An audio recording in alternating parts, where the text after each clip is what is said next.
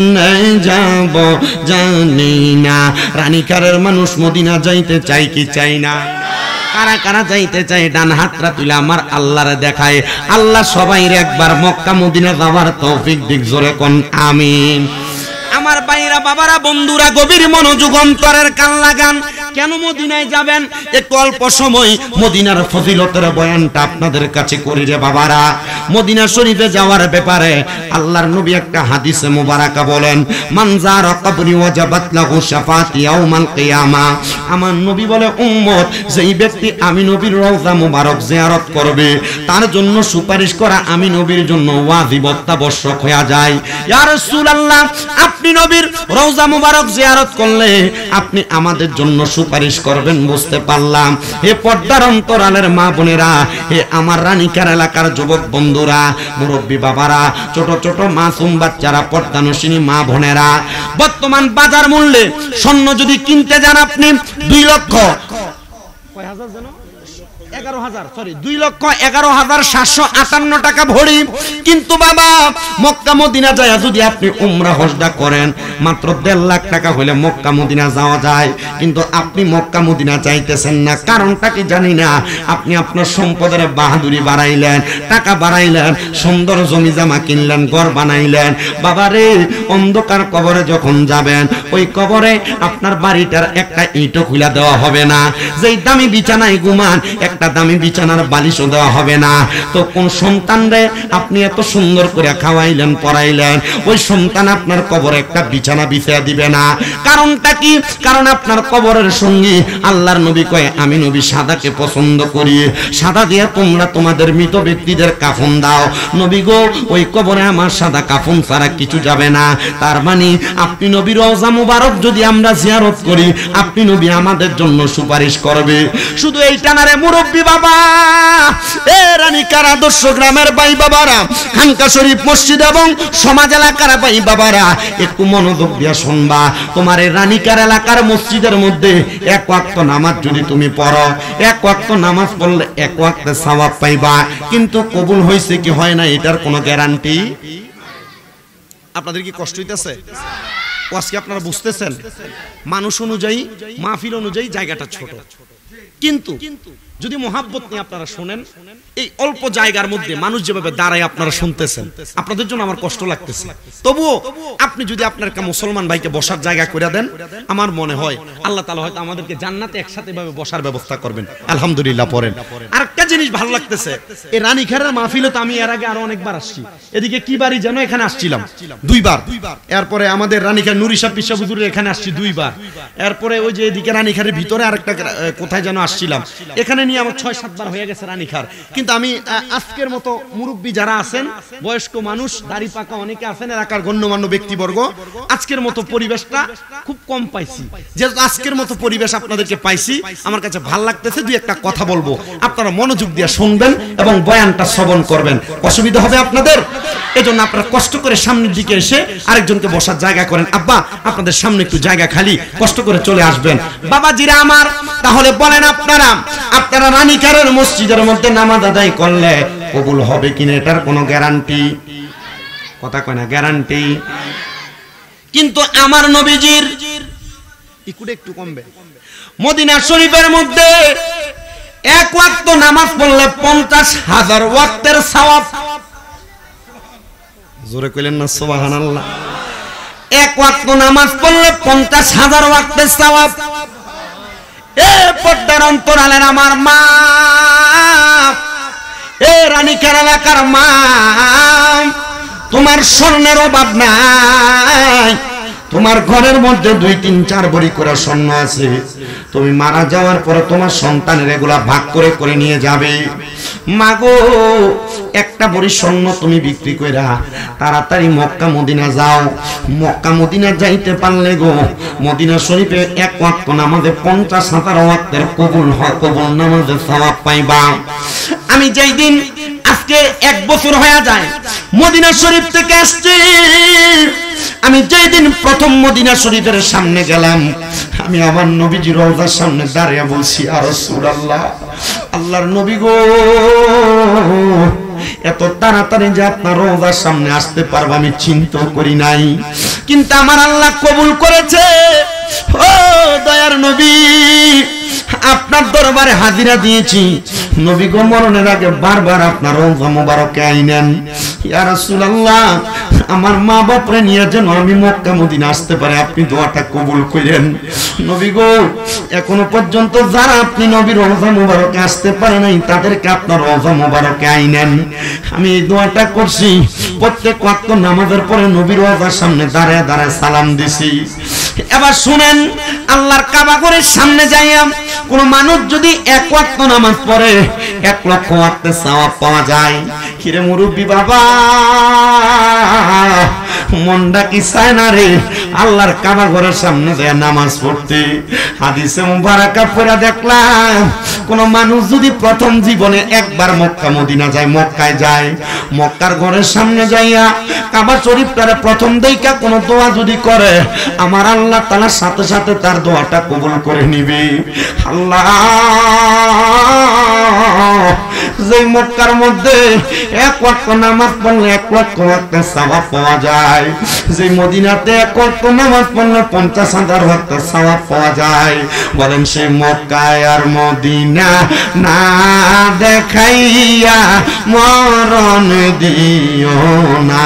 বলেন Mecca Medina না। হে রানীকার এলাকার বাবা, আপনারা বলেন যে মক্কা মদিনা এত সওয়াব পাওয়া যায়, আমরা সবাই মক্কা মদিনা যাইতে চাই কি চাই না? যারা যারা যাইতে চাই জবান খুলে একটা তাকবীর দিবেন। নারায়ে তাকবীর, নারায়ে রিসালাত,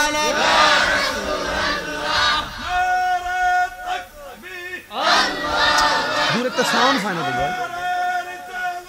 يا رسول الله على سنة قدمه زندباد زندباد علماء الحالة غري غري جانا قرآن سنة الحالة غري غري جانا ملك يوم جكانا الناسي جكانا ملك ناي جكانا الناي يوم ناي جكانا الناي সবাই জবান খুলে মুহাব্বতের আওয়াজে পড়েন আলহামদুলিল্লাহ। আমার মুসলমান ইমানদারেরা, ওই মদিনা যাওয়ার জন্য সবাই মুহাব্বতের আওয়াজে উচ্চ কণ্ঠে জোরে জোরে পড়েন। অনেক দূরে মদিনা আমরা কেমনে যাব জানি না, দয়াল আল্লাহ দয়া করেন, দয়া রেন নসিব করেন মদিনা। লা ইলাহা ইল্লাল্লাহু লা ইলাহা লা ইলাহা ইল্লাল্লাহু মুহাম্মাদুর রাসূলুল্লাহ সাল্লাল্লাহু আলাইহি ওয়াসাল্লাম। আল্লাহুম্মা আমিন, আল্লাহুম্মা আমিন। আলহামদুলিল্লাহি রাব্বিল আলামিন। আসসালাতু ওয়াসসালামু আলা রাসূলিহিল কারীম। রব্বানা যালামনা আনফুসানা ওয়া ইন লাম তাগফির লানা ওয়া তারহামনা লানাকুনান্না মিনাল খাসিরিন। ইয়া ইলাহি রহম ফরমা, মুস্তাফা কি ওয়াসতে খুলে দে দরওয়াজায়ে রহমত গাদা কি ওয়াসতে। মাবুদো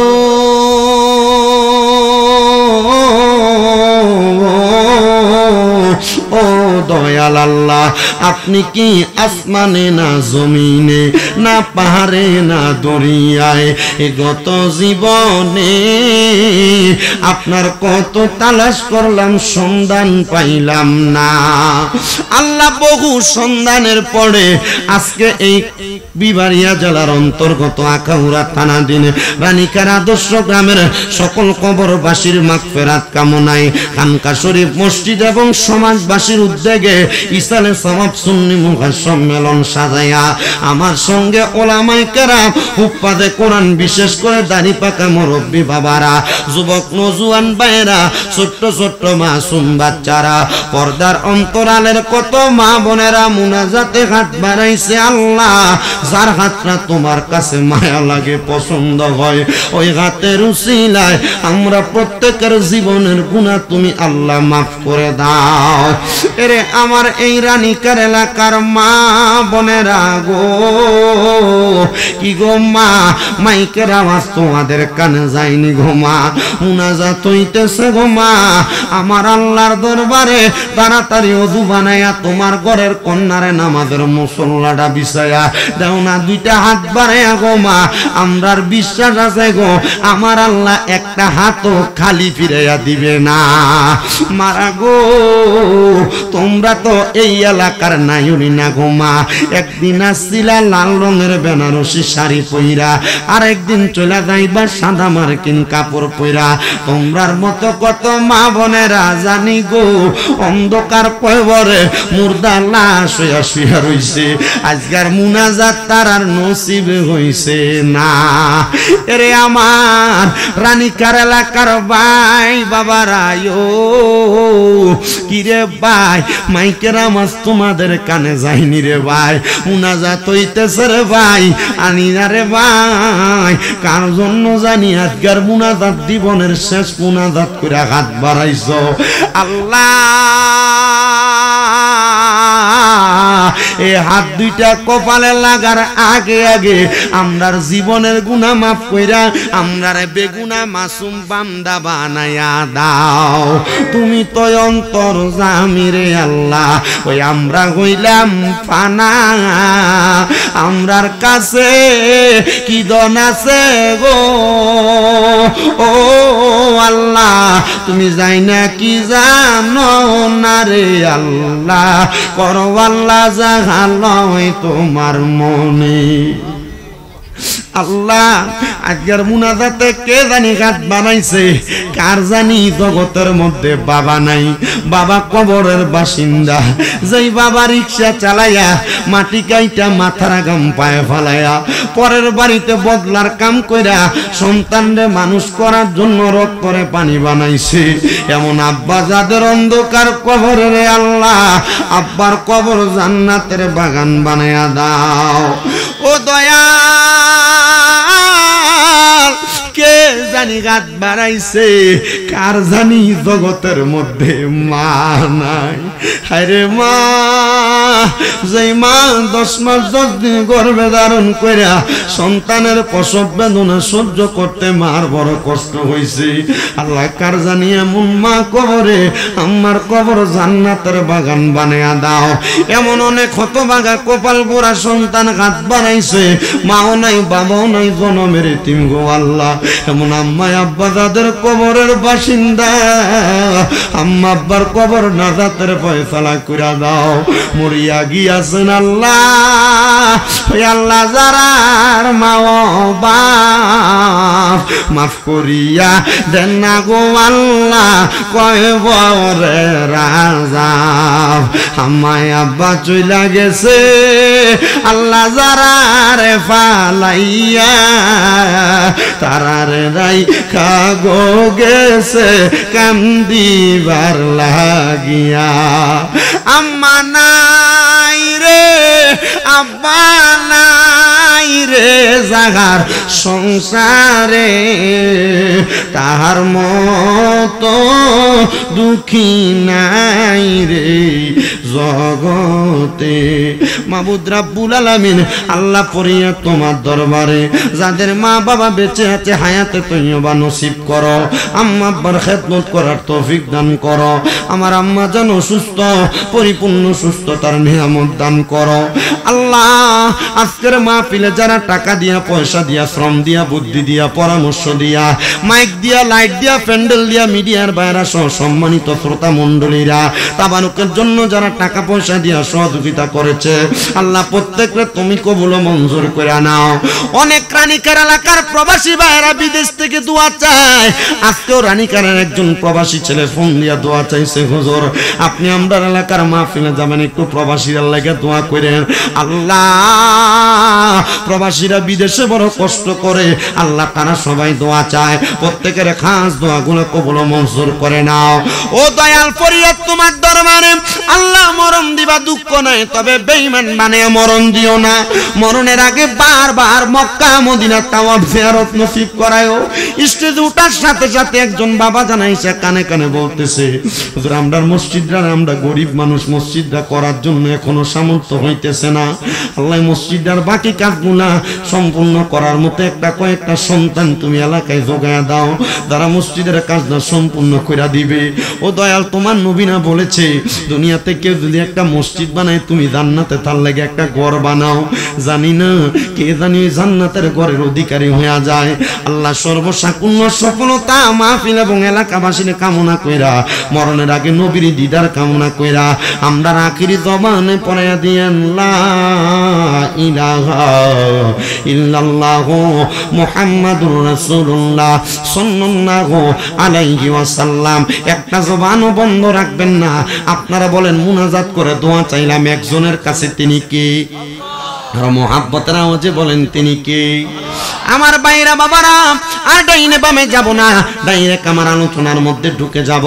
তবে আমি একটা কথা আগে আপনাদের কাছে ভাঙ্গা নেই, আমি যদি ওয়াজ করি আপনাদের এলাকার বহু মানুষ রাগ করব। আমি ওয়াজ করলে আপনার এলাকার বহু মানুষ আগামীকালকে দোকানে সমালোচনা করব। ও বাবা, কারণ আমি আমার ওয়াজের মধ্যে মাঝে মাঝে কোনো সুদখোররা একটু বালা করে ওয়াজ করি, মাঝে মাঝে সুদখোর গোশখোরগুলারে বালা করে একটু কথা বলি। সুদখোর গোশখোরের বিরুদ্ধে যদি আমার ওয়াজ যায়, আপনাদের কোনো অসুবিধা আছে? সুদখোর গোশখোরের বিরুদ্ধে ওয়াজ করলে আপনাদের কোনো সমস্যা আছে? এ বাবা, অসুবিধা নাই থাকার কথা, কিন্তু আমাদের সমাজের মানুষ এই সুদখোরগুলারে ধরে নিয়ে মসজিদ কমিটির সভাপতি বানায়। কথা কয় না, ঠিক না? আমাদের সমাজের মানুষ এ হারাম করে গোশখোর পরের হক মেরা খানেওয়ালা ব্যক্তির এলাকার সর্দার বানায়, এলাকার মাতাব্বর বানায়। এই জন্য আমি আপনাদের কাছে আল্লাহ তাআলার কোরআনুল কারীম থেকে একটা আয়াতে কারিমা তেলাওয়াত করেছি। আল্লাহ কোরআনে বলেন, সবাই আমার সাথে পড়েন, আউযু বিল্লাহি মিনাশ শাইতানির রাজিম, বিসমিল্লাহির রাহমানির الرحيم يا أيها الذين آمنوا اتقوا الله ولتنظر نفس ما قدمت لغد واتقوا الله إن الله خبير بما تعملون। জবান খুলে উচ্চ কণ্ঠে জোরে জোরে পড়েন আল্লাহু আকবার। আল্লাহ কোরআনুল কারীমে বলেন, ইয়া আইয়ুহাল্লাযীনা আমানু, ওহে যারা ঈমান এনেছো, ইত্তাকুল্লাহ, তোমরা আমি আল্লাহকে ভয় করো, ওয়াল তানজুর, তোমাদের প্রত্যেকের তাকানো উচিত, নাফসুম্মা কদ্দামাত লিগাদ, তোমাদের পূর্ববর্তীদের দিকে, লিগাদি ওয়াত্তাকুল্লাহ, তারা তাদের পূর্ববর্তীরা তারা সামনের জন্য কি প্রেরণ করেছে, ওয়াত্তাকুল্লাহ, তোমরা আবার আল্লাহকে ভয় করো। কেন কেন? ইন্নাল্লাহা খবীরুম বিমা তা'মালুন, নিশ্চয়ই আল্লাহ তাআলা তোমাদের অন্তরের সব খবর সম্পর্কে অবহিত। এখন এই আয়াতের মধ্যে আমার আল্লাহ তাআলা উনাকে দুইবার ভয় করার কথা বলেছে, ইত্তাকুল্লাহ তাকওয়ার কথা বলেছে, খোদাভীতির কথা বলেছে। ও মুসলমান, এবার আপনারা বলেন আমাদের ভিতরে খোদাভীতি আছে না নাই? আস্তে কইছেন আপনারা, বলেন না খোদাভীতি আছে না নাই? না না না, আমরা এটা মুখে বলি, এটা আমাদের জবানের কথা। খোদাভীতি থাকলে আমাদের সমাজের মধ্যে গান বাজনা চলতো না, খোদাভীতি থাকলে আমাদের সমাজের মধ্যে মারামারি হইতো না, খোদাভীতি থাকলে আমাদের সমাজের মধ্যে হারাম খাবার খাওয়া হইতো না, খোদাভীতি থাকলে আমাদের মা আমাদের মেয়েরা বেপর্দা ঘুরতো না, খোদাভীতি থাকলে আমাদের পরিবারের মধ্যে কোনো অশান্তি হইতো না। খোদাভীতি নাই বিদায় আল্লাহ তাআলা আমাদের সংসারে এমন অশান্তি দিয়া রাখছে, আমাদেরকে আমাদেরকে এমন মহা বড় বড় বিপদের মধ্যে ফালায়া রাখছেন। সাহাবায়ে কেরাম আমার নবীকে প্রশ্ন করে, ইয়া রাসূলুল্লাহ, ইয়া হাবিবাল্লাহ, নবী গো, আপনার কাছে জানতে চাই, তাহলে আপনি বলেন না খোদাবিতি চিনা, খোদাবিতিওয়ালা মানুষ চিনার উপায় কোনটা? আমার নবী বলে, উম্মত, খোদাবিতিওয়ালা মানুষ চিনার উপায় হলো, এক নাম্বার, ওই ব্যক্তি যখন তোমাদের সঙ্গে কথা বলবে, এমন নমনীয়তার মাধ্যমে কথা বলবে, তার ব্যবহারে মনে হবে তার জবান থেকে মুক্তা ঝরতেছে। ইয়া রাসূলুল্লাহ, এমন মানুষ তো বর্তমান সমাজে পাওয়া বড় কঠিন। আমাদের কথা বড় কঠিন, আমাদের জবান বড় কঠিন, আমরা কথায় কথায় উগ্রতা প্রকাশ করি। না না না, যদি তুমি খোদাবিতিওয়ালা মানুষ হইতে পারো, তাহলে তোমার জবান দিয়া কোনো উগ্র কথা আসবে না, এমন নমনীয় ব্যবহার তোমার হবে, তোমার কথার দ্বারা মানুষ সুন্দর সুপথে চলে যাবে। ইয়া রাসূলুল্লাহ, নবী গো, আপনি নবীর কাছে জানতে চাই, আপনি নবী বলেন না দুনিয়ার জমিনের মধ্যে খোদাবিতি হওয়ার জন্য, খোদাবিতি পাওয়ার জন্য আমার নবী বলে, এক নাম্বার, দুনিয়ার জমিনের মধ্যে থাকা অবস্থায় 5 ওয়াক্ত নামাজকে জামাতের সাথে আদায় করা লাগবে। তার মানে হইল সেই ব্যক্তি খোদাবিতিওয়ালা, আল্লাহকে ভয় করনেওয়ালা। নবী গো, আর কি করা লাগবে? বলে 2 নাম্বার, যখন মাহে রমজানের রোজাগুলো আগমন করবে, মাহে রমজানের রোজাগুলো পরিপূর্ণভাবে আদায় করবে। 3 নাম্বার, দুনিয়ার জমিনে থাকা অবস্থায় এমন পথে কদম রাখবে, হাঁটবে, যেই পথের মধ্যে কদম রাখলে হাঁটলে মানুষ তাকে খারাপ বলবে না, মন্দ বলবে না, এমন কথা বলবে, তার কথার দ্বারা মানুষ সৎ পথে আদেশ পাবে, অসৎ পথে নিষেধাজ্ঞা পাবে। এই কাজগুলা যদি কোনো মানুষ করতে পারে, তাহলে ওই বান্দাটা খোদাবিতিওয়ালা। নবী গো, বুঝতে পারলাম, তাহলে খোদাকে ভয় করনেওয়ালা ব্যক্তি নামাজ ছাড়ে না, রোজা ছাড়ে না, খারাপ কথা বলে না, মন্দ কথা বলে না। তো আপনি নবী বলেন না, আপনি আপনার সাহাবায়ে কেরামদেরকে কেমন ভাবে শিক্ষা দিয়েছেন? আমার নবীজির হাদিস শরীফ, হযরত ওমর ইবনে খাত্তাব রাদিয়াল্লাহু তাআলা আনহু থেকে হাদিস বর্ণিত। তিনি বলেন, আমি একদিন আমার নবীজির দরবারে আসতেছিলাম, এমন টাইমে আমার নবীর একজন সাহাবী, যার নাম হযরত সালমান ফারসি রাদিয়াল্লাহু তাআলা আনহু, যার বয়স ছিল 200 বছরের চাইতে আরো বেশি। 500 বছরের চাইতে বেশি? আপনি চিন্তা করছেন 200 বছর হায়াত আমরা মুরব্বীরা পায়? বর্তমান জামানায় বেশি থেকে বেশি 110 বছর মুরব্বী দেখা যায়। আমি দেখছি অল্প কিছুদিন হয়। আমার নবীজি ডাক দিয়ে বলেন, 200 বছরের সাহাবী হযরত সালমান ফারসি রাদিয়াল্লাহু তাআলা আনহু থেকে হাদিস বর্ণিত। তিনি বলেন, একদিন হযরত ওমর ইবনে খাত্তাব রাদিয়াল্লাহু তাআলা আনহুর গাল মুবারক এবং চোখ মুবারকগুলা বড় লাল দেখা যায়। আমার নবীজির সামনে আগমন করলেন। আগমন করার সাথে সাথে আমার নবীজি সালমান ফারসি এবং হযরত ওমরে ফারুকের দিকে তাকাইলেন। হযরত ওমরে ফারুক রাদিয়াল্লাহু তাআলা আনহু নবীজি সাহাবী সালমান ফারসির দিকে তাকায়া চোখগুলা কেমন কেমন জানি লাল করে ফেললেন। আমার নবী ডাক দিয়া কইয়া, ওমর, হে আমার ওমর, ইসলামের দ্বিতীয় খলিফা, আপনি যে এই জায়গার মধ্যে চোখগুলা লাল করে রাখলেন, কারণটা কি? হযরত ওমর বলে, ও আল্লাহর হাবিব, এ সালমান ফারসির সামনে একজন ইহুদি আমার জুতাটাকে দেয়ালের বাইরে ফেলে দিয়েছে, মানে আমাদের সীমানার বাইরে ফেলে দিয়েছে। আমি ওই ইহুদির উপর রাগান্বিত হইয়া আমি আমার হাত দ্বারা তাকে একটা থাপ্পড় লাগাইছিলাম। সালমান ফারসি আমি হযরত ওমরের গালে আরেকটা থাপ্পড় লাগাইছে। ইয়া রাসূলুল্লাহ, অন্যায় করলো ইহুদি, কিন্তু সালমান ফারসি আমার গালের মধ্যে আঘাত লাগাইলো, বুঝতে পারলাম না। আমার নবী ডাক দিয়া কই, ওমর ইবনে খাত্তাব, আমি যদি সালমান ফারসির জায়গায় থাকতাম, আমি তোমার গালে 2টা থাপ্পড় লাগাইতাম। ইয়া রাসূলুল্লাহ, আপনি নবী বললেন সালমান ফারসি আমাকে একটা থাপ্পড় লাগাইছেন, আপনি আমারে 2টা লাগাইবেন, কারণটা কি? আপনার কাছে জানতে চাই। আমার নবী ডাক দিয়া বলতেছে, হযরত ওমর, তোমার এমন ব্যবহার, এমন আচরণের কারণে ওই ইহুদি ইসলামের দিকে আগমন করবে না। তোমার আচরণ যদি সুন্দর হইতো, তুমি যদি ইহুদির কাছে নমনীয় হয়ে যাইতা, নিজ হাতে জুতাটা তুলে নিতা, তাহলে এই ইহুদিকে তুমি থাপ্পড় লাগাইতা না। হে ওমর, এখন থেকে তুমি সাবধানতা অবলম্বন করবা। হযরত ওমর বলে, ইয়া রাসূলুল্লাহ, নবী ইসলামের এই সৌন্দর্য দেখা আমি ইসলামের পথে আগমন করেছি। আমি ইসলামের পথে আগমন করার কারণে আমার আল্লাহ তাআলা আমারে কবুল করেছে। নবী গো, আপনার কাছে আমি ক্ষমা প্রার্থী গো নবী, আপনি দোয়া করেন আমি উমর যেন নমনীয়তার সাথে জীবন কাটাইতে পারি। হযরত উমরের এমন পাওয়ার ছিলেন, কোনো কিছু হওয়া মাত্র ওনার উস্তুন থেকে উনি তরবারিটা বের করে ফেলতেন আর সাথে সাথে আঘাত করার চিন্তা করতেন। মুসলমান একটা কথা মনে রাখবেন, ইসলাম ধর্ম গ্রহণ করার কারণে হযরতে উমরে ফারুক উনি ইসলাম ধর্ম গ্রহণ করার কারণে ওনার রাগটাকে উনি পানির মতো বানায়া দিছে। রাগটাকে কি বানায় দিছে? পানির মতো বানায় দিছে। আপনাদের কি কষ্ট হচ্ছে, কোনো অসুবিধা হচ্ছে আপনাদের? তাবারুক আছে মাহফিলে মাশাআল্লাহ, আমি জিজ্ঞাসা করে স্টেজে উঠছি। আর যেহেতু এটা খানকা শরীফ মসজিদ, খানকা শরীফ তো তরিকতের দাওয়াত দেওয়ার মূল জায়গা, ঠিক না? তরিকত এবং ইসলাম প্রচারের মূল মাধ্যম তো খানকা শরীফ ছিল, ঠিক না? যেহেতু খানকা শরীফের মাহফিল, এখানে তাবারুক থাকবে। আউলিয়া কারামে তাবারুকাতের মাধ্যমে মানুষের রোগের শেফা তৈরি করে দিয়েছেন। আলহামদুলিল্লাহ পড়েন না? আর মুহাব্বতের আওয়াজে পড়েন আলহামদুলিল্লাহ। এবার আসেন আমার ভাইরা, বাবারা, বন্ধুরা, গভীর মনোযোগ দিয়ে শুনবেন। তার মানে হযরত ওমর রাদিয়াল্লাহু তাআলা আনহুর রাগটা একবারে পানির মতো হয়ে গেছে। কিন্তু আমাদের সমাজে যেই প্রচলন চলে, আমাকে কেউ যদি একটা কথা বলে আমি তার রিপিট দুইটা কথা জবাব দেই।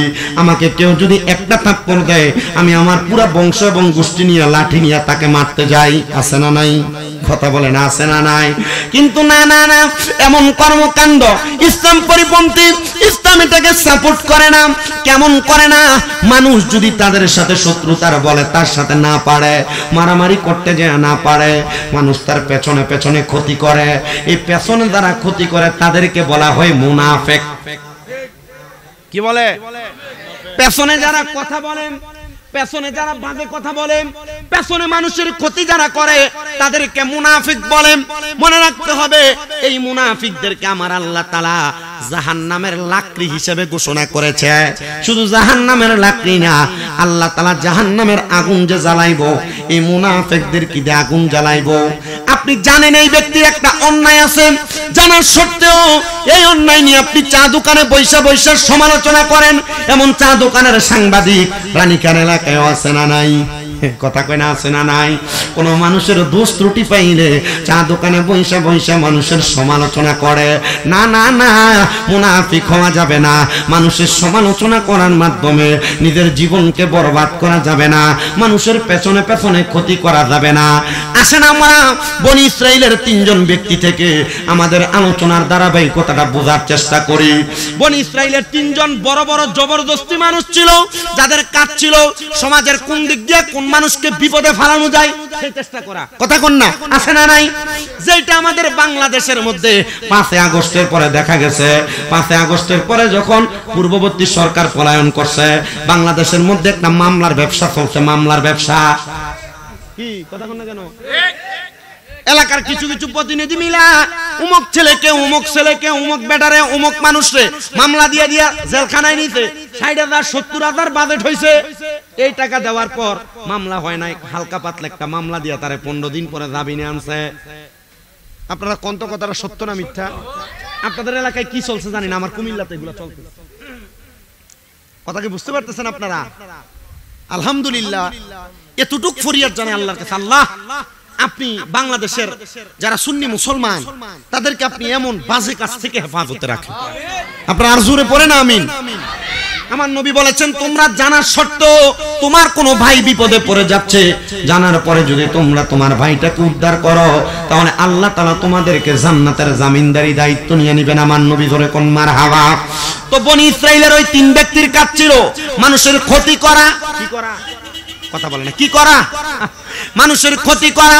ওই বনি ইসরাইলের 3 ব্যক্তি মানুষের এমন ক্ষতি করে, মানুষ তাদের ক্ষতির জ্বালাতনের কারণে এলাকার মধ্যে থাকে না, কিন্তু তারা সর্বশেষ সময় যখন মানুষকে ক্ষতি করার ফোন দিয়াতে 3 জনে একসাথে বুদ্ধি করে। এলাকার মানুষ কেমনে জানি তাদের ক্ষতি করার কারণ যাই না ফেলে, মানুষ আগে আগে সাবধান হয়ে যায়।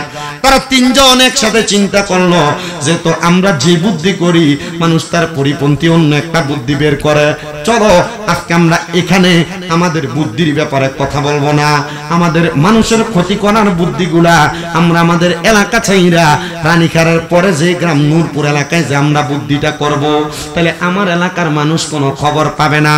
তিনজন একসাথে বুদ্ধি করে ওই এলাকার মধ্যে গিয়ে পাহাড়ের একটা গুহার মধ্যে প্রবেশ করেছে, আর চারদিকে তাকিয়ে তাকিয়ে দেখতেছে, আমরা দেখতেছি আমাদের বুদ্ধিগুলা শোনার জন্য কোনো মানুষ আছে কিনা, দেখতেছে না বুদ্ধিগুলা শোনার জন্য কোনো মানুষ নাই। যখন এমন দেখলেন তারা তিনজন গুহার মধ্যে ঢুইকা প্রশ্ন করতেছে আগামী এক সপ্তাহ কার কেমন ক্ষতি করবে। এই বুদ্ধি যখন করে এমন টাইমে উপর থেকে তিনটা বড় বড় পাথর আইসা ওই গুহার মুখটাকে বন্ধ করে দিয়েছে।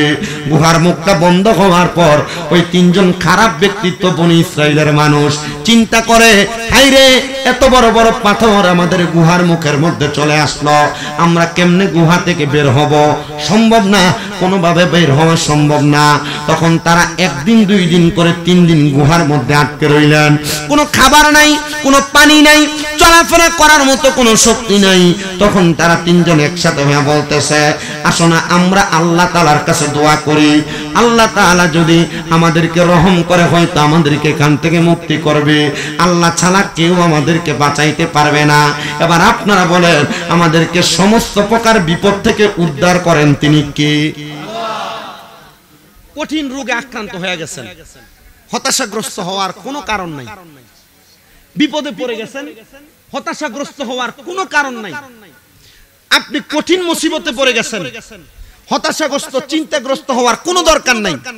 আপনি অন্তরে বিশ্বাস রাখবেন যে আল্লাহ বিপদ দিয়েছেন, সে আল্লাহ বিপদ থেকে উদ্ধার করবেন। কারণ লা ইউকাল্লিফুল্লাহু নাফসান ইল্লা উসআহা, আল্লাহ তাআলা কারো সাধ্যের বাহিরে কোনো কিছু চাপায় দেয় না। আপনি মুসিবতে পড়বেন, ক্যান্সার আক্রান্ত হবেন, আল্লাহ জানে ক্যান্সার আপনারা দিলে আপনি এটা সহ্য করে থাকতে পারবেন, এজন্য আপনাকে ক্যান্সার দেয়। আমার আম্মা আজকে 5 মাস অসুস্থ, আমি আল্লাহর কাছে অনেক কাঁদছি, আল্লাহ আপনি আমার মারে অসুস্থ বানায় রাখছেন। আমি এখন আমার খুব কষ্ট লাগে, আমার মা যে হাতের ভিতরে স্ট্যান্ড নিয়ে হাঁটে। আমি আমার আল্লাহর কাছে কইছি, আল্লাহ আপনারা বলছেন লা ইউকাল্লিফুল্লাহু নাফসান ইল্লা উসআহা, আপনি কারো সাধ্যের বাইরে কোনো কিছু চাপায় দেন না। আল্লাহ হয়তো আপনার কাছে আমার আম্মারে অসুস্থ বানায় আমাদেরকে পরীক্ষা করা আপনার জন্য ইচ্ছা হইছে, আপনার মনে সাধ জাগছে, আল্লাহ আমার আম্মা অসুস্থ, আপনি যদি ভালো মনে করেন অসুস্থ, আলহামদুলিল্লাহ। প্রথম 2 মাস অনেক কষ্ট করছি, আলহামদুলিল্লাহ। সারা বাংলাদেশে আমার অনেকগুলা ভক্ত আছে, এর মধ্যে নরসিংদীর একটা ভক্ত বেলাবো বাড়ি, ওনার শাশুড়ি সহ আমার বাড়িতে আমার আম্মার খেদমত করে। মাঝে মাঝে হোমনার একটা মহিলা যায় আমার আম্মার খেদমত করে, বরুড়ার একটা মহিলা যায় আমার আম্মার খেদমত করে। আমি এখন বাহিরে হরদম সে মাহফিল করতে পারি, আমার কোনো চিন্তা নাই, তারা আছে আমার আম্মার পাশে।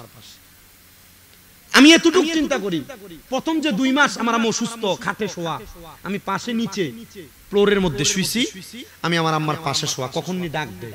এখনো আমি যে আমার রুমে ঘুমাই, আমার ছোট ভাইরে কইছি তুই আম্মার নিচে পাশে নিচে ঘুমাইবি, আমার আব্বা পাশে ঘুমায়, কখন নি ডাক দেয়।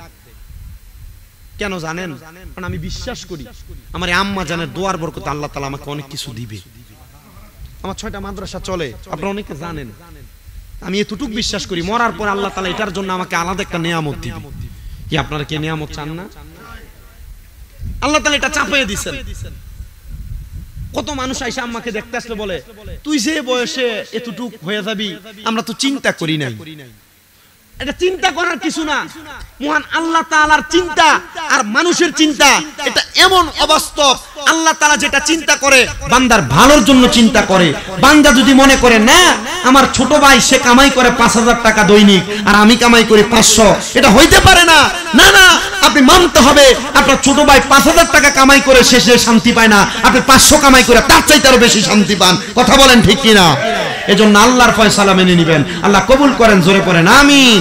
আল্লাহ তাআলা আমাদেরকে সকল প্রকার মুসিবত থেকে উদ্ধার করুন, জোরে বলেন আমিন।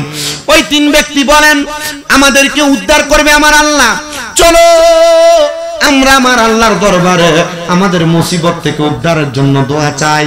আমাদের এমন কোন ভালো কাজ আছে কিনা যে ভালো কাজের মাধ্যমে আল্লাহ তাআলা আমাদেরকে উদ্ধার করবে বিপদ থেকে? এবার আল্লাহর বান্দাটা আল্লাহর কাছে দোয়া করে, আল্লাহ আমার কোনো ভালো কাজ নাই, আমার একটাই মাত্র ভালো কাজ আছে। কোন ভালো কাজ?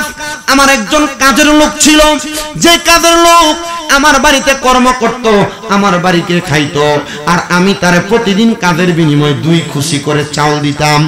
খুশি চিনেন তো আপনারা? খুশি না? আপনারা কি বলেন? পোড়া পোড়া 2 পোড়া করে চাউল দিত, 2 খুশি করে চাউল দিত, 2 বল করে চাউল দিত। ওই কাজের লোক বলেন, আমার এই চালগুলা খাওয়ার মতো কোনো মানুষ নাই।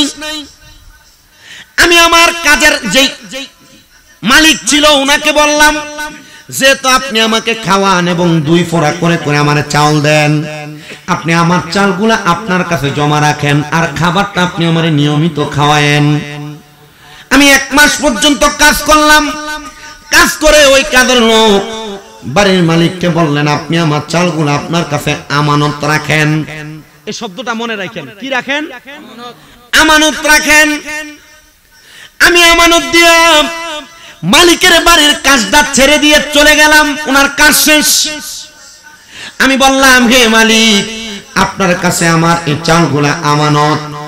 আমার ওই জনক ব্যক্তি যখন চলে গেল, 2-3 মাস যাওয়ার পর চাউলের ভিতর কেরি পোকা ধরে। আপনারা কি পোকা বলেন? কেরি পোকা ধরে। যখন মালিক দেখলেন এই চালগুলার মধ্যে পোকা ধরতেছে, আমি চাউলগুলা বাজারে বিক্রি করে এই চাউলের দামে একটা বকরি কিনলাম, ছাগল কিনলাম। বকরিটাকে সুন্দর করে আমি লালন পালন করলাম। বকরির বাচ্চায় ভরপুর হয়ে গেছে, অনেক বকরি। এগুলা লালন পালন করার জন্য 2টা বকরি বিক্রি করে আমি আর একটা কাজের লোক রাখলাম। এবার যখন দেখলাম বকরিগুলা বেশি হয়ে গেছে, ছাগলগুলা বেশি হয়ে গেছে, আমি এগুলা বাজারে বিক্রি করে কয়েকটা গরু ক্রয় করলাম। এই গরু বাচ্চা দিতে দিতে অনেকগুলা হয়ে গেছে। এবার আমি হঠাৎ করে দেখলাম আমার ওই কাজের ব্যক্তি আমার কাছে হাজির। আইসা আমারে ডাক দিয়ে কয়, এ বাদশা, এ আমার মালিক, আমার চাউলগুলা কি আপনি আমারে দিতে পারবেন? আমি আমার ওই কাজের লোককে বললাম, বাবা, তোমাকে আমি তোমার চাউলগুলা দিতে পারবো না, তবে দেখো তোমার চাউলগুলা বিক্রি কইরা আমার বাড়ির সামনে যেই সুন্দর একটা খামার দেখো গরু সহ, এই খামার এবং গরু এবং খামারের যে রাখাল এগুলা সব তুমি নিয়ে যাও, এগুলা তোমার সম্পদ। কারণ তুমি তোমার চাউলগুলা আমানত দিয়েছ। চাউলগুলা যদি এগুলা আমি আমানতের তরফ করতাম তাহলে আল্লাহর কাছে জবাব দেওয়া লাগতো। আমি 3 মাস পরে দেখলাম চালগুলা নষ্ট হয়ে যায়। যারে বাবা চালগুলা বিক্রি করে আমি ছাগল কিনা, বকরি কিনা, তারপর গরু ক্রয় করে এটা বানাইছি, এগুলার মালিক তুমি। এবার ওই ব্যক্তি ডাক দিয়ে বলতেছে, আমার জীবনে একটাই মাত্র ভালো কাজ আছে, আমি আমার লোক যিনি আমার কাছে আমানত রাখছে আমি তার আমানতের খেয়ানত করি নাই। ও আল্লাহ, তুমি এই আমানতের কারণে আমার দোয়াটা কবুল করো। আমার আল্লাহ এত দয়ার আল্লাহ, আমানতের কারণে ওই ব্যক্তির ঘরের ওই ব্যক্তির গুহার সামনে যে 3টা পাথর আসছে, আল্লাহ একটা ভালো কাজের বিনিময় গুহার সামনে থেকে ওই একটা পাথর সেখান থেকে সরে আনিছে। জোরে সরে পড়েন সুবহানাল্লাহ। ওরে তুমি তো মালিকুল কাদির, আরে বানাও কত বাদশারে ফকির, এসবে তোমার কুদরতেরই দান। আল্লাহ পরওয়ার গুনাহ খাতা মাফ করো আমার, বলেন গুনাহ খাতা মাফ করো আমার। আল্লাহ পরওয়ার গুনাহ খাতা, ওরে না যাই না কইরাছি গুনাহ মাফ কইরা দাও সাইরা আব্বানা। তুমি সারা কে সেই আমার আল্লাহ, তুমি সারা কে সেই আমার। হায়রে তুমি যদি মাফ না করো যাইব আমরা কারো দারে, দয়া কইরা দয়া করবেন দান। আল্লাহ পরওয়ার গুনাহ খাতা মাফ করো আমার গুনাহ খাতা। মার আল্লাহ পরমার গুনাহ খাতা মাফ করো আমার। তোমার যত বান্দায় আছে নারী বলো পুরুষ বলো ইবাদত করে যে তোমার। হায়রে নারী পুরুষ বান্দা যত তুমি আল্লাহ ক্ষমা করো দয়া কইরা ক্ষমা করবেন দয়াল আল্লাহ পরমার গুনাহ খাতা মাফ করো আমার। বলেন গুনাহ খাতা মাফ করো আমার আল্লাহ পরমার গুনাহ খাতা মাফ করো। বাজানো ও আমার রানীকার এলাকার পর্দার অন্তরালের মা বোনেরা, এবার আল্লাহ তাআলা গুহার মুখে পাথর দিয়েছিল কয়টা? কথা বলেন না কয়টা? 3টা পাথর দিয়ে আটকে দিছে। একটা ভালো কাজ আমানত রক্ষা করেছে। কি রক্ষা করছে? বহু এলাকার মধ্যে খবর নিয়ে দেখা যায় মানুষের কাছে মানুষ যদি 2-3 টাকা 1 লাখ টাকা 50,000 10,000 টাকা হাওলাত নেয়, হাওলাতের টাকাই বুঝে দেয় না আমানত রক্ষা করব কেমনে। আবার আমাদের এলাকার কয়েকটা মসজিদের খবর নিয়ে দেখলাম মসজিদ কমিটির অনেক সভাপতি সেক্রেটারিরা মসজিদের টাকা নিয়ে নিয়ে তারা বাজার খরচা করে খায়। 20,000 50,000 টাকা মসজিদের হিসাব দিতে পারে না। এবার আপনারা বলেন এমন ছোট্ট মার্কা সেক্রেটারিও বাংলাদেশে আছে না? না, মসজিদের টেহা মেরে খায়, এগুলো আছে। আমানত রক্ষা করা এটা বড় নিয়ামত। কি নিয়ামত? আল্লাহর নবী বলেন দুনিয়াতে কোনো মানুষ যদি কোনো মানুষের আমানত রক্ষা করে আমি তার জান্নাতের আমানতদারি নিলাম। কিসের আমানতদারি? জান্নাতের আমানতদারি নিয়েছেন রাসূল। তা আপনারা আমানত রক্ষা করবেন। আপনার কাছে কেউ 10 টাকা রাখলো, আপনার কাছে 10 টাকা আর পায় না, 10 টাকার নোট দেয় 5টা, পরে আপনি 5 টাকা আদলি দেন। তার মানে বোঝা যায় এটা আমানত না। আমানত কোনটাকে বলে? এই টিস্যুর বক্স ঠিক এমন যেভাবে দিছে এভাবে তাকে ফেরত দেওয়া। এটাকে কি বলে? আমানত। আপনার কাছে মনে হচ্ছে আপনি যদি বলেন আপনার কষ্ট হইতেছে আমি জিকির আজকার করি নাই, যদি মনে করেন যে জিকির আজকার করে সময় শেষ করে দিতাম আমি পারবো, আমার অসুবিধা নেই, কিন্তু আমি আমার কাছে ভালো লাগতেছে মই মুরব্বিরা আছে এখানে ওয়াজ করলে এটা কাজে লাগবে। মা বোনটা পর্দার আড়ালে শুনতেছেন, মা বোনের ব্যাপারে এই বিষয়টা বেশি। আপনাদের স্বামী আপনার কাছে টেহা দিলে আপনারা বড় মোড় হয়ে যান। রাতকে যদি টেহাটা দিয়ে ঘুমায় সকালবেলা ফার্মটা দেয় ইয়া একটা শাড়ি পছন্দ ছিল, আর আপনাকে বুঝতে হবে আপনার জামাইদের টেহাটা এনে দিছে, এটা তো মানুষের টেহা হইতে পারে। এই কথা কই না খা। এরপরে যদি বেড়াই শাড়ি আর কাপড় ফ্রি পিস না কিনা দেয় তখন বেডি আবার মুখ করে এই কথা কন না কেন? মা বোনদের কাছে করো জোরে আবদার, স্বামীর কাছে কম কম চাহিদা প্রকাশ করবে। স্বামী যা আপনার কাছে দিবে তা আমানত হিসেবে রাখবেন, স্বামীরটা স্বামীর কাছে ফিরিয়ে দিবেন। স্বামী যদি মনে করে আপনার জন্য কোনো কিছু আনবে স্বামী নিজে আনবে, কারণ স্বামী তো আপনাকে মোহাব্বত করে। কথা কন না?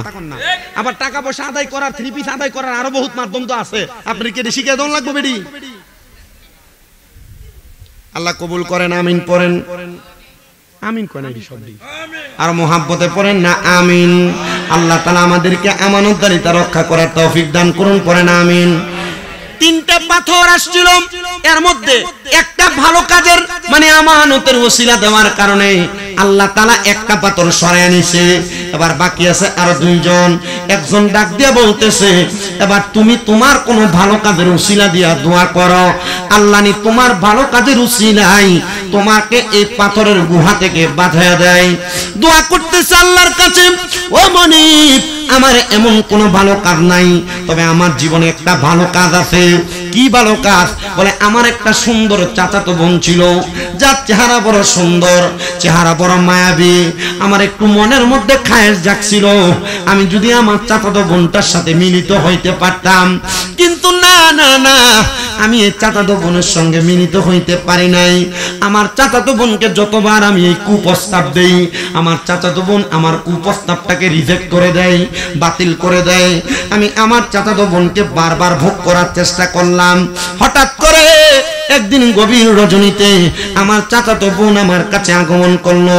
আয়েশা আমার ডাক দিয়ে কয় ভাই আমাকে তুমি 100 দিরহাম আমাকে হাওলাত দাও, ধার দাও। বলে আমি তোমাকে একটা কারণে একটা মাধ্যমে 100 দিরহাম ধার দিতে পারি তোমার প্রয়োজন মেটানোর জন্য, তবে শর্ত হলো তুমি আমার সঙ্গে একটা রাত্রি যাপন করা লাগবে। নাউজুবিল্লাহ বলেন, মোহাব্বতে পড়েন না নাউজুবিল্লাহ। এক রাত্র তুমি আমার সাথে যাপন করা লাগবে। এবার এই কথাটা শোনার সাথে সাথে চাচাতো বোনটা বাদ দিয়ে বলতেছেন, আমার ভাইজান, আমার টাকাটা বড় প্রয়োজন, যেহেতু আপনি আমার একটা শর্ত জুড়ে দিয়েছেন। হ্যাঁ হ্যাঁ যান, আমি আপনার শর্ততে রাজি হয়ে গেলাম, আমি আপনাকে আপনার সঙ্গে 7টা রাত্র কাটায় দিব। এবার চাচাতো বোন তার কাছ থেকে 100 দিরহাম নিয়ে তার বাড়িতে চলে গেলেন। পরের দিন রাত্রবেলা সকাল সকাল চলে আসলেন ওই ব্যক্তির সঙ্গে রাত্র কাটানোর জন্য। চাচাতো ভাইটা যখন তার উপরে ঝাপটে ঝাপটে পড়ল, উনি ডাক দিয়ে বলতেছে, আমার চাচাতো বোন আমার কাছে আবদার করেছে হাত জোর কইরা, ওগো ভাই, আপনি কি আমার আল্লাহরে ভয় করেন না? আপনি আমার আল্লাহরে ভয় কইরা আমার ইজ্জতটাকে আপনি রক্ষা করেন, আমার ইজ্জত আপনি নষ্ট করবেন না।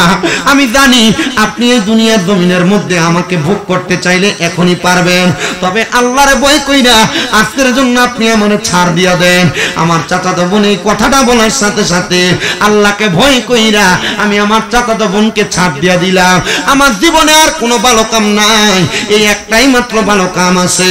ওগো আল্লাহ, এই ভালো কাজটার ওসিলায় তুমি আমারে মাফ করে দাও। আমার আল্লাহ তাআলা এমন কুদরতি একটা আকাশের মধ্যে আচমকা আওয়াজ দিয়া ওই গুহার মুখ থেকে দ্বিতীয় পাথর সরাইয়া দিছে। কোন সুবহানাল্লাহ।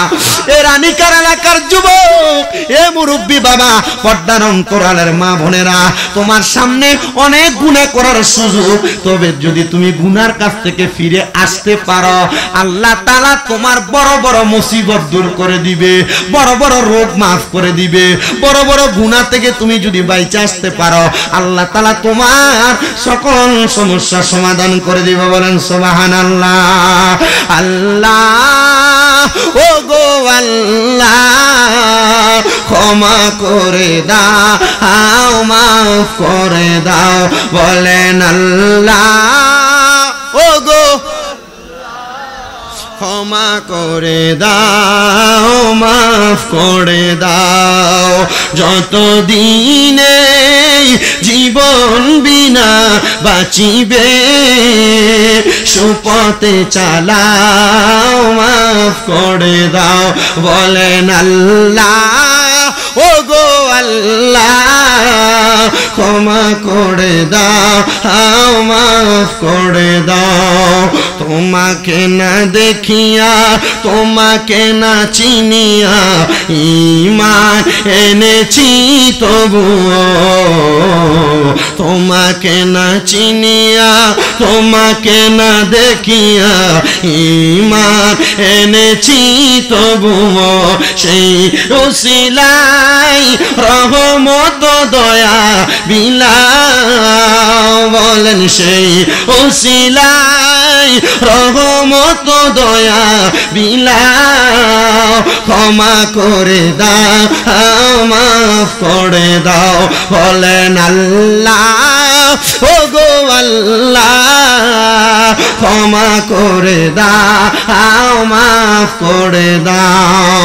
কাউকে ডরি না, কাউকে ভয় না, ভালোবাসি মোরা শুধু তোমাকে, সেজদা করি মোরা শুধু তোমাকে।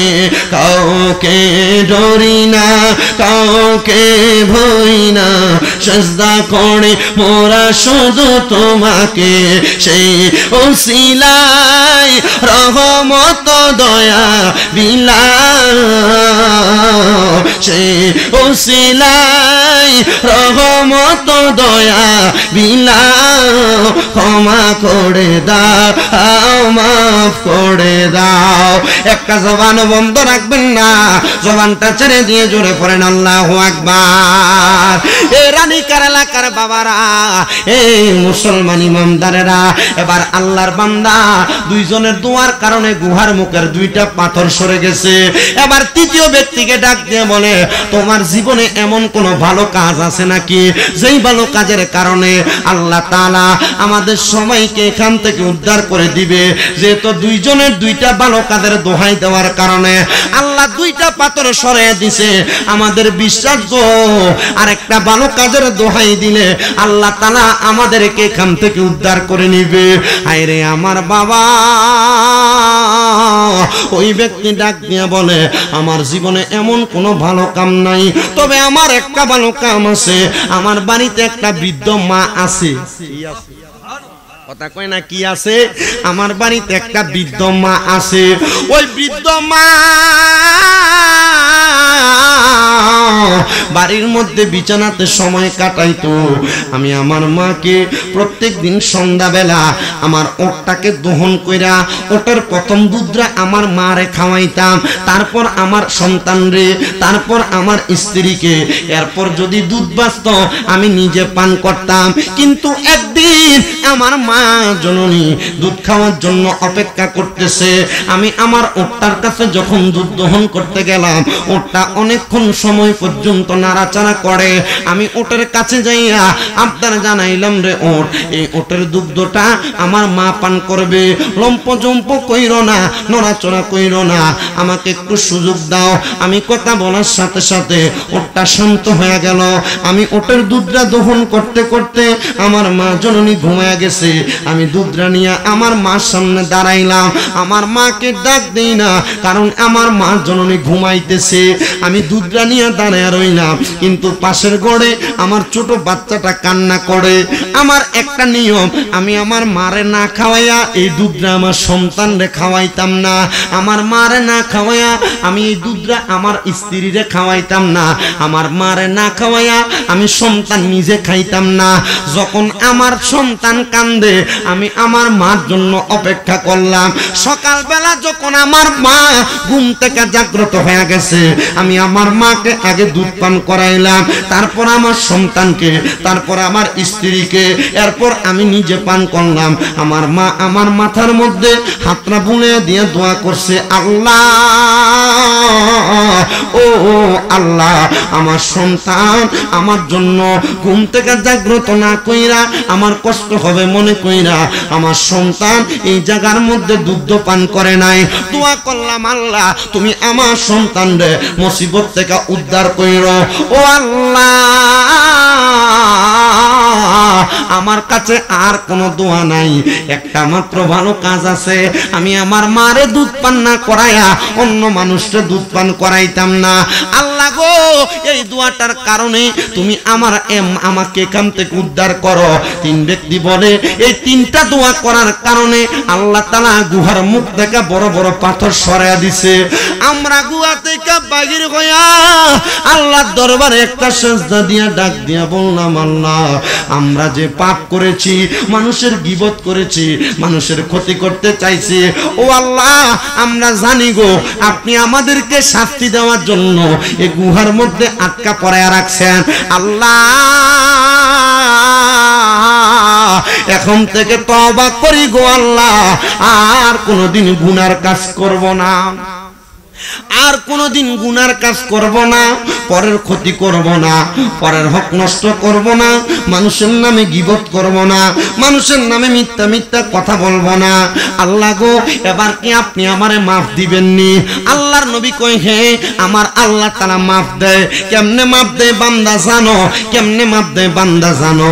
আল্লাহ কেমনে মাফ দেয়? কয়, কোন বান্দা গুনাহ থেকে ফিরে আসার পর পরবর্তীবার ওই গুনাহটাকে করাকে এমন ভাবে ভয় করে, সামনে যদি আগুনের কুণ্ডলি জ্বালায়া দেওয়া হয়, আগুনে পড়াকে বান্দা যেমন ভয় করে, ঠিক তেমন ভাবে বান্দা যদি পরবর্তীতে গুনাহ করাকে ভয় করে, আমার আল্লাহ তার জন্য জান্নাত রেডি করে রাখে। কিন্তু আমরা টাকা পয়সা ইনকাম করতে যায়া, সম্পদ জোড়াইতে যায়া, জায়গা ক্রয় করতে যায়া, ব্যবসা করতে যায়া আমরা আল্লাহকে ভুলে যাই, মিথ্যা কথা বেশি বেশি বলি। কথা কয় না, বলে কি বলে না? মিথ্যা কথা বেশি বেশি বলি, মুনাফিকি বেশি বেশি করি, দোকানের মধ্যে বিভিন্ন রকমের পায়তারা করি। না না না, আপনি যদি ছোট্ট একটা অন্যায় করেন আল্লাহ তাআলার হাসরের ময়দানে আপনাকে সেটার জন্য জবাব দেওয়া লাগবে। এ পর্দার অন্তরালের আমার মা, আপনাদের জন্য কিছু ওয়াজ আমি আপনাদেরকে কইরা দিয়া যায়। মা গো মা, একটু মনটা লাগে শুনবা গো মা। তোমরা যারা তোমাদের স্বামীর কথা শোনো না, তোমরা যারা তোমাদের স্বামীর কথার উপর দিয়ে কথা বলো, এ মা তোমার স্বামী তোমাকে পর্দা করতে বলে, তোমরা যারা বেহায়াপনা করো, রাস্তায় রাস্তায় ঘুরে বেড়াও, মা গো আমি চাই না গো রানীকার এলাকার কোনো মহিলারা জাহান্নামে যাক, আমি চাই এলাকার সব মহিলারা জান্নাতে যাক। এ মুরব্বী বাবা, আপনার মেয়েকে আপনি পর্দা করাবেন, আপনার মাকে আপনি পর্দা করাবেন, আপনার বোনকে আপনি পর্দা করাবেন, আপনার স্ত্রীকে আপনি পর্দা করাবেন। এ মা বোনেরা, আপনারও আপনাদের স্বামীর কথা মাইনা চলবেন, ভাইয়ের কথা মাইনা চলবেন, আপনাদের সন্তানের কথা মাইনা চলবেন। যদি আপনি এটা করতে পারেন, আপনি জান্নাতের মধ্যে যাইতে পারবেন। শোনো শোনো শোনো, এমন একজন জান্নাতি মহিলার কথা তোমাদেরকে বলি, যেই জান্নাতি মহিলাটার নাম হলো হযরতে জুবায়দা।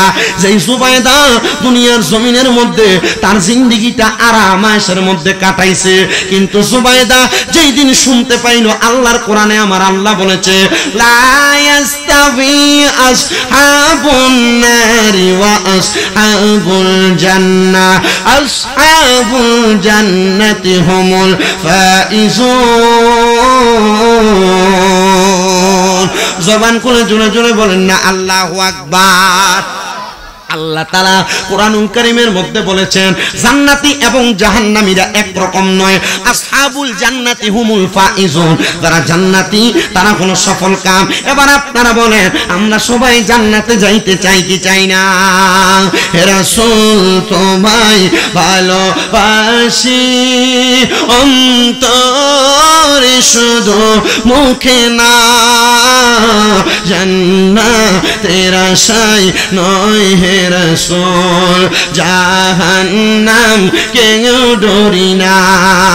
তোমায় পাওয়ার আশায় মন ছুটে যায় মদিনা।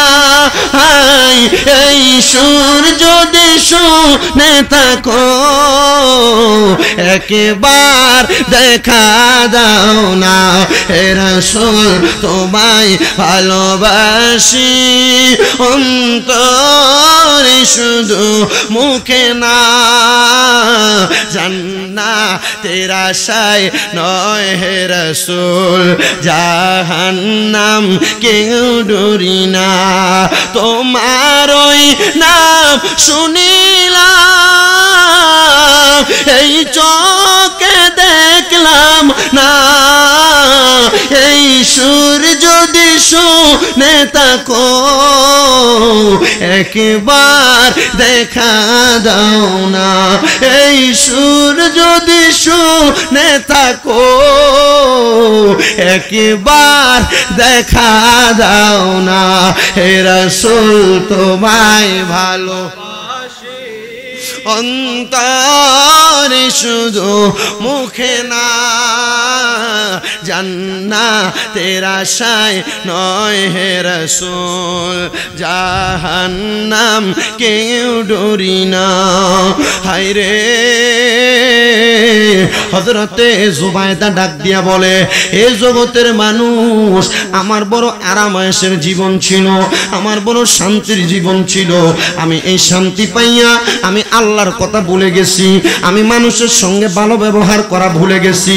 আমাদের সমাজে অনেক মহিলা আছে যাদের স্বামী বিদেশ থাকার কারণে তার পার্শ্ববর্তী জালদেরকে দাম দেয় না, পার্শ্ববর্তী মহিলাদেরকে সম্মান করে না, শ্বশুর শাশুড়ির সঙ্গে ভালো ব্যবহার করে না।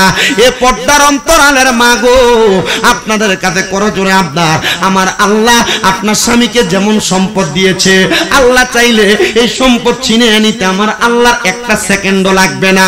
এই জন্য মা, স্বামী ইনকাম বেশি করে বিদায় অহংকার করো না, শ্বশুর শাশুড়ির সঙ্গে বাজে ব্যবহার করো না, তোমার স্বামীর কামাই তোমার দেবর খায় বিদায় বাজে আচরণ করো না। এ পর্দার অন্তরালের মা, এলাকার মহিলাদের সঙ্গে বাজে আচরণ অহংকার দেখায়ও না। ও মা গো, ওই জুবায়দা নামক মহিলাটা ডাক দিয়া বলে, আমি যখন দেখলাম আমার বড় অহংকার, আমার বড় তাকাব্বুরি, আমি আল্লাহর জান্নাত জাহান্নামের কথা শুনলাম, কিন্তু আমার কাছে মনে হইল আমার তো সম্পদের অভাব নাই, কিন্তু আল্লাহ তাআলার জান্নাত আমি পাবো কিভাবে? আমি আবার চিন্তা করলাম, জান্নাত তো মরার পরের বিষয়, মরার পরে মানুষের শরীরটা জ্বলে যায়, পচে যায়, গলে যায়। আমি দুনিয়াতে জান্নাতের মতো মজা নিতে চাই। রানী জুবাইদা ডাক দিয়া বলতেছে, আমার জন্য সুন্দর একটা বিছানার ব্যবস্থা করো, যেই বিছানার মধ্যে ওই জুবাইদা নামক মহিলাটা আরাম করে করে ঘুমাইতেন। ওই বিছানাটাকে পরিষ্কার করার জন্য একটা কাজের মহিলা রাখছে, যে মহিলার কাজ ছিল সকাল থেকে সন্ধ্যা পর্যন্ত এই বিছানাটাকে ঝাড়ু দিয়া সুন্দর কইরা বিছানার মধ্যে গোলাপের পাপড়ি ছিটিয়ে দিবে, সুগন্ধি ছিটিয়ে দিবে। ওই বিছানার মধ্যে জুবাইদা নামক মহিলাটা ঘুমাইবো। এত আরাম আয়েশের জীবন চিন্তা করছো নি গো মা? অন্ধকার কবরে যখন শোয়াইবো, 5টা সাদা কাপড় দিয়া কবরের মধ্যে নামাইয়া দিব, কিন্তু ওই কবরে যদি যাওয়ার আগে আল্লাহ নবীর পথে থাইকা বাঁচতে পারো গো, আমার আল্লাহ তাআলার প্যারা হাবিব নবীজির নূরানি কোল মোবারকে নিব। আরে আমার বিয়ার যাত্রী আমি 4 জনারে দেখি, আমদার ঘরে নামাই দিয়া দিব আমায় ফাঁকি কন্যা। আমার বিয়ার যাত্রী আমি 4 জনারে দেখি, আমদার ঘরে নামাই দিয়া দিব আমায় ফাঁকি। হাইরে ওই কবরে নূরের নবী আইব রে, ও প্রাণের মুর্শিদ রে, তুমি ধীরে ধীরে ফিরে ফিরে চাইও রে, তোমায় ডাক দিলে বলার প্রাণে চাইও রে, ও প্রাণের মুর্শিদ রে, তুমি ধীরে ধীরে চাইও রে। লাল বলো নীল বলো কত রঙের শাড়ি, শেষ বিদায় পরাই দিব সাদা মার্কিন শাড়ি। বলো লাল বলো নীল বলো কত রঙের শাড়ি, আমায় কিন্তু পরাইয়া দিব সাদা মার্কিন শাড়ি। যাইবার কালে একবার নবী আইও রে, বলেন যাইবার আইও রে, ও পানার মুর্শিদ রে, তুমি ধীরে ধীরে ফিরে ফিরে চাইও রে, তুমি ধীরে ধীরে চাইও রে। আম পাতায় জাম পাতায় কত পানি চড়ে, শেষ বিদায়ের গোসল দিব বরুই পাতার জলে কন্যা।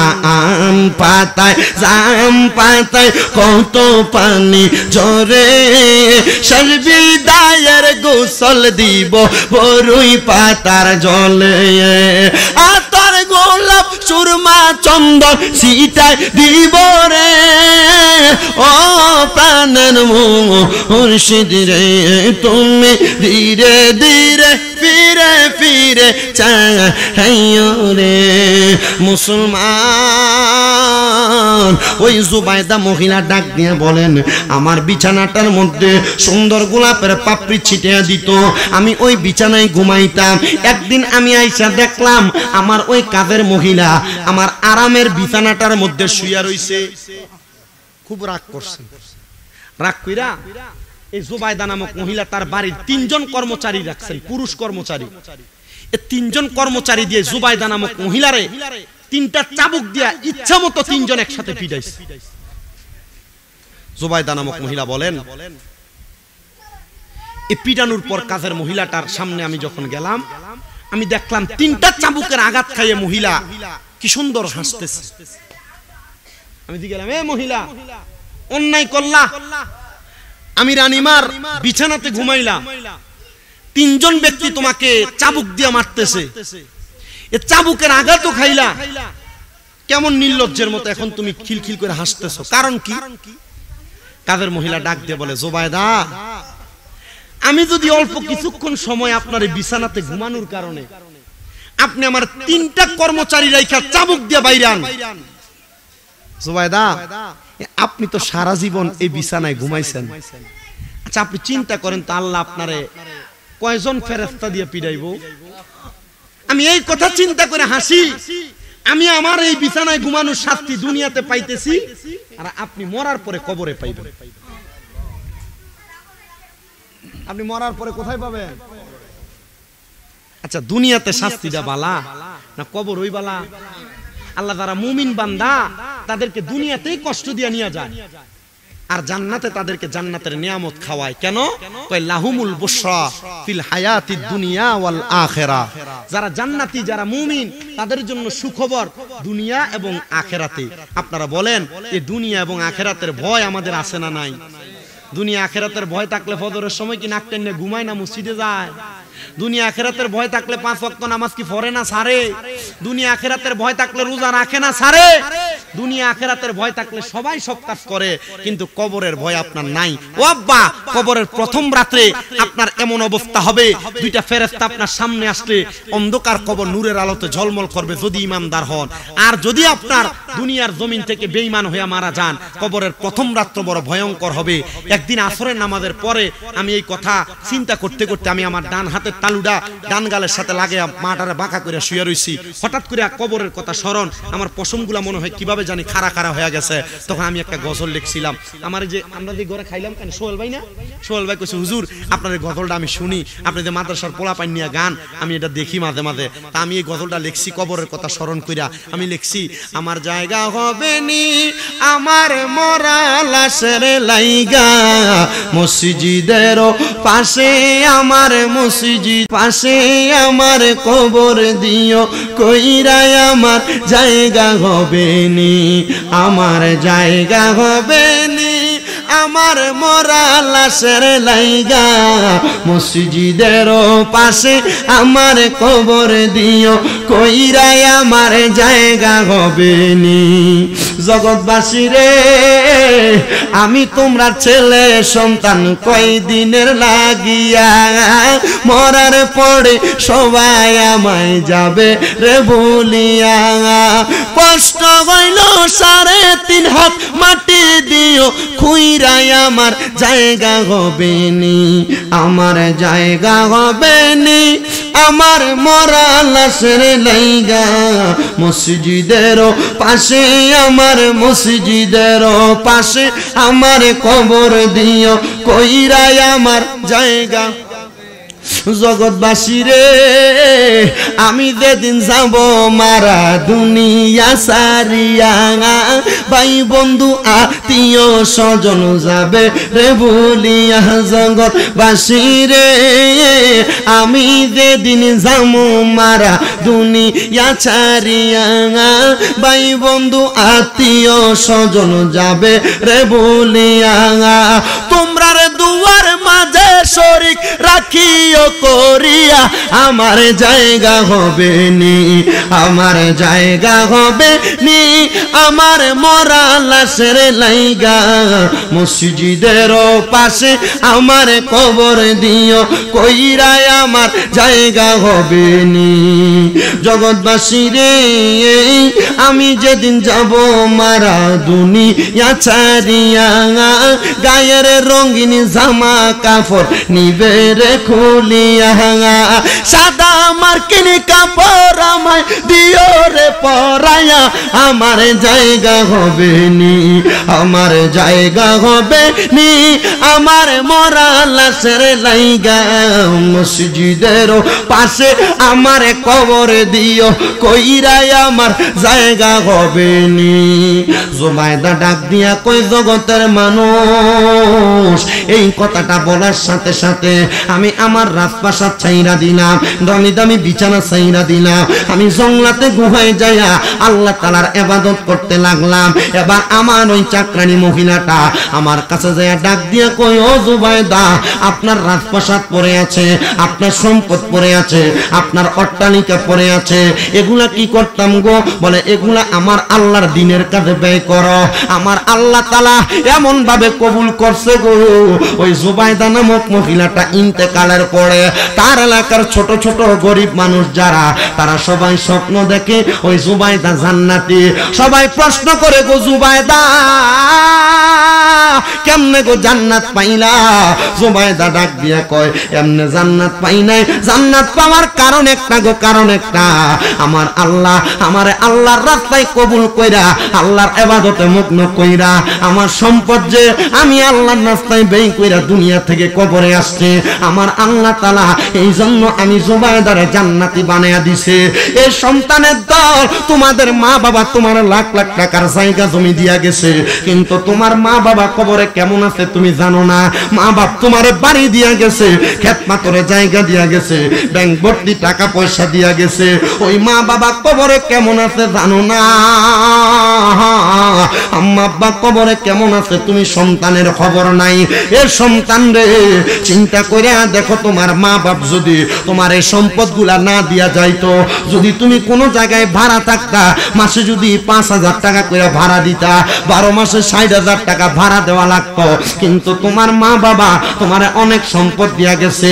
এ সন্তান আম্মা আব্বা বালা করে কোনো খাবার খায় না, এমন সময় গেছে ঈদের দিনে আব্বার পরনে পুরান পাঞ্জাবি দেখা গেছে, এমন সময় গেছে আম্মা ঈদের দিনে পুরান কাপড়টারে কোন রকম আস্তা দিয়া দিয়া পড়তাছে। ও মা আপনি কেন নতুন জামা কাপড় পরেন না? আব্বা গো আপনি কেন নতুন জামা কাপড় পরেন না? আব্বা আম্মা অভাবের কথা বলতো না, কিন্তু তুমি সন্তানরে নতুন জামা কাপড় কিনা দিত। আব্বা আম্মা এখন কবরের বাসিন্দা, তোমার টাকার অভাব নাই, তোমার পয়সার অভাব নাই। আমি জানি না রানীখার এলাকার কোন সন্তানের মা বাবা তারারে কষ্ট করে মানুষ করছে, আজকে মা বাবা কবরে, সন্তানের টাকার অভাব নাই, কিন্তু 500 টাকা দিয়ে আব্বার একটা লুঙ্গি কিনা পরাইতে পারে না আব্বা কবরে। আমি জানি না রে রানীখার আদর্শ গ্রামের এই খানকা এলাকার কোন সন্তানের মা কবরে। মা কাপড়ের রাস্তা থেকে 10-20 টাকা বাগির কইরা কইরা সেই সন্তানরে দিয়া দিছে, আজকে মা কবরে ওই সন্তান মারে 500 টাকা 1000 টাকা দিয়া কিনে একটা কাপড় পরাইতে পারে না। আল্লাহ যে সন্তানের মা নাই, যে সন্তানের বাবা নাই, ওই সন্তানের মা বাবার কবর নাজাতের ফয়সালা করে দাও। আমি গতকালকে একটা মাহফিলে গেছিলাম বৈরবের শ্রীনগর এলাকায়। শ্রীনগর ওই এলাকায় একটা ছেলে মাহফিল করায়, যার নাম শফিকুল ইসলাম। একা একটা মাহফিল করায় পুরো এলাকা লইয়া। আমি জিগাইলাম ভাই এত টাকা দিয়ে মাহফিলে ব্যয় করেন, আপনার লাভটা কি? আমার ঘরে নিয়ে ডাক দিয়া কয়ে ভাই আমার চোখের সামনে আমার আব্বা 20 টাকা রোজের কাম করছে মানুষের বাড়িতে, ভাই আমার মা মানুষের বাড়িতে কাম কইরা কইরা আমরা খাওয়াইছে, এখন আমার টাকার অভাব নাই, কিন্তু আমি আমার মা বাপরে আমার টাকা পয়সা খাওয়াইতে পারি না। বাইরে আজকে আমি আস্তে একটা গরু কিনা মাহফিল সাজাইছি, আমার মা বাপ যদি থাকতো আমার মা বাপ বড় খুশি হয়ে যাইতো। আমি আমার ভাই শফিকটারে বুকে টান দিয়া কইছি রে ভাই কান্দিস না রে, আমিও তোর একটা ভাইয়ের মতো, আলেম হিসেবে আল্লাহর দরবারে দোয়া করব আল্লাহ যেন তোমার ব্যয়ের কারণে তোমার মা বাপরে মাফ করে দেয়। ও সন্তানেরা, রানীখার এলাকার যুবকেরা, রানীখার এলাকার টাকাওয়ালা পয়সাওয়ালারা, তোমার মা বাপ যদি বাইচা থাকতো, মা বাপরে যদি তুমি প্রতি মাসে মাসে খানা খাওয়াইতা, তোমার কি প্রতি মাসে মা বাবার পেছনে 1000-2000 খরচ হইতো না? যদি 2000 টাকা করে খরচ হইতো, 12 মাসে 24,000 টাকা মারে দেওয়া লাগতো। এ সন্তান, মা বাপ যদি বাইচা থাকতো, অসুস্থ হয়ে পড়ে থাকতো, মা বাপরে যদি তুমি মাসে 1000 টাকার ফল কিনা খাওয়াইতা, 12 মাসে 12,000 টাকা তোমার মার পেছনে লাগতো। এই মসজিদটা, এই খানকা শরীফ এবং মসজিদের এত সুন্দর জায়গা পড়ে আছে, কিন্তু কাজগুলা সম্পূর্ণ করতে পারে না। সন্তান রে, মা বাবার জায়গা জমির যদি মাসে 5,000 করে ভাড়া দিতা, 12 মাসে 60,000 টাকা ভাড়া লাগতো। একটা সন্তান নি দাঁড়ায় কইবা, হুজুর আমি আমার মা বাবার নামে 60,000 পারতাম না, এই মসজিদটার জন্য আমি 20,000 টাকা আল্লাহর হস্তে দান করে দিব। একটা সন্তান যদি দাঁড়ায় যাও, আমি তোমার জন্য খাস করে দোয়া করব।